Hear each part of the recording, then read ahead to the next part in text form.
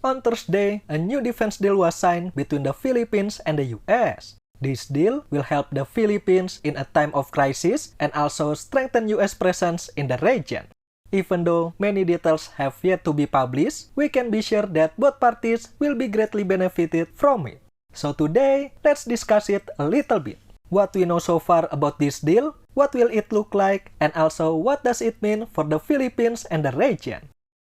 On 2 February, the Philippines has granted the US expanded access to its military bases by giving them 4 additional bases in strategic locations. The deal was made during the US Defense Secretary visit to Manila this week. Under the new Enhanced Defense Cooperation Agreement or EDCA deal, the US will be given access to Philippine bases for joint training, storing equipment and supplies, and building facilities such as runways, fuel storage, and military housing, but not to establish a permanent presence. The additional locations under the EDCA bring to 9 the number of military bases the US will have access to, and they have announced that they are allocating $82 million for infrastructure investments at the existing sites. During a joint statement, US Defense Secretary said the deal is to support security cooperation, combined training, HADR missions, and how all those efforts make both countries more secure.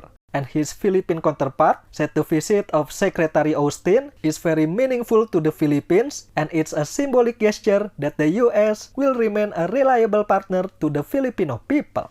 Taken from ABC News Australia, the majority of the Filipino people are favoring closer ties with the US, with a vocal minority, especially from left-wing groups who are against US presence in the Philippines. While China's Ministry of Foreign Affairs spokesperson accused the US of exacerbating regional tension and jeopardizing regional peace and stability, and said other countries in the region should be wary of being taken advantage of by the US.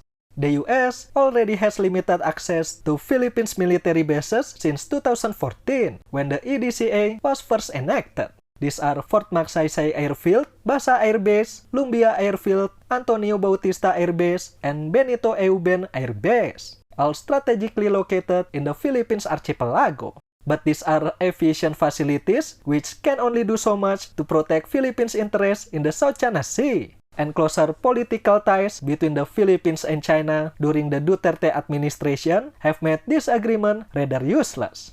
With new administration in office and former bases that the US will have access to, we can expect that the Philippine sovereignty will be better protected. We still don't know yet where these 4 additional bases are, but analysts believe one of them will be on the northern part of Luzon Island, the closest part of the Philippines to Taiwan, and on the island of Palawan, the front line of the South China Sea. And if I have to guess, it will be naval bases. Although the US will be able to store equipment, build facilities, and housing, this is not a return to US permanent military bases like in the 80s, where large number of troops were stationed at the Clark Air Base and Subic Bay. Rather, these are places where light and flexible operations involving supplies and surveillance can be run as and when needed. If 2 countries made an agreement, surely there are benefits that both parties get. For the Philippines, this agreement gives them more leverage to counter China in the Western Philippine Sea. We have to admit that the Philippines have very limited capability to push back against China. No one in the region could. Only the US has the power to stop them. And as much as the Philippines want to be self-reliant in terms of national defense, in reality, they cannot do it alone. At least not with their current strength. So this agreement can be said as Philippines' deterrence against China.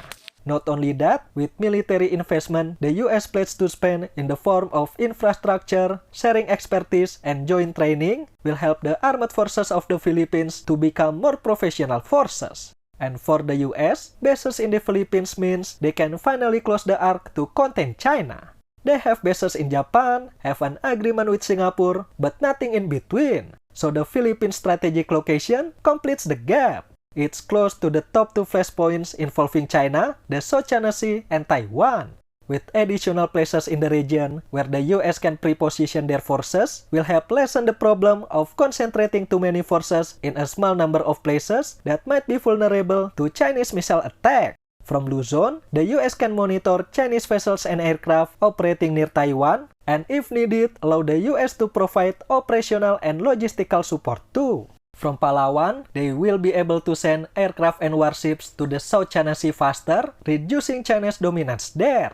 Also, from what I see, the Philippines and the US are not the only ones who benefit from this agreement. Countries like Brunei, Malaysia, Vietnam, and Indonesia who have territorial dispute with China are indirectly benefited as well.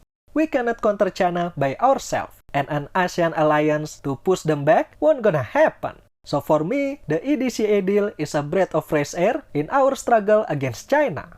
Now, the ball is in China. So far, they have only criticized the plan, but we can be sure that they will do something about it. It can be economic leverage by stopping Chinese investment in the Philippines, or it can be through military power as they normally did. Whatever it is, they're gonna do something to prevent the Philippines from moving all the way to the US. So I hope our Filipino brothers are ready. That's it for today, Philippine-US new defense deal and what we know so far. What do you think about this deal? And if there's Filipino brothers watching, please tell us your thoughts too. Thank you for watching everyone. I'll see you in the next one.